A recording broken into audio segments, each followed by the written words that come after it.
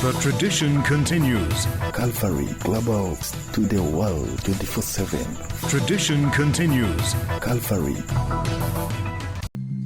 In just over 12 hours, Donald Trump will announce his highly anticipated tariffs, imposing further charges on goods imported to the US. The details remain unclear, but Trump has indicated the levies could hit all countries. Leaders around the world have been preparing their response. The European Union says it's ready to retaliate, with the UK keeping all options on the table. The leaders of Mexico and Canada have described Trump's tariffs as unjustified trade actions and have vowed to implement countermeasures.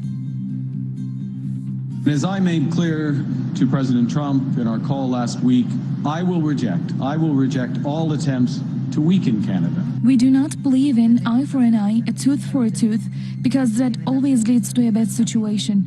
Of course, measures are taken, because measures are taken on the other side, but the dialogue has to continue. The Gaza Health Ministry says at least 11 people have been killed by Israeli airstrikes in the southern city of Khan Yunis. It comes a day after Israel issued fresh evacuation orders in the north. Palestinians have been told to leave the cities of Beit Hanun and Beit Lahia, as well as other neighbourhoods. The Israeli military says it's the final warning before an impending assault there. Frustrations growing in the White House over its efforts to end the Ukraine war. Officials say Kyiv remains hesitant to trust Moscow, while the Kremlin also doubts Ukraine's intentions. President Trump wants the fighting to stop, part of his campaign promise. There was hope of a cessation in hostilities earlier this month after the US managed to get both sides on board for a ceasefire around the Black Sea region. Meanwhile, Russia's deputy foreign minister says Moscow's key demands of removing the root causes of the conflict are not being addressed in the current form of the US peace plan. Root causes are widely taken to be Russian shorthand for President Zelensky's pro-Western government.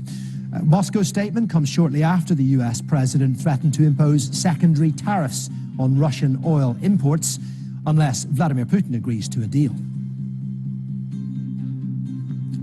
Rescue workers in Myanmar say they've saved a woman from a collapsed building in the capital, Naypyidaw, 91 hours after Friday's earthquake. More than 2,700 people are confirmed to have died and more than 4,500 have been injured.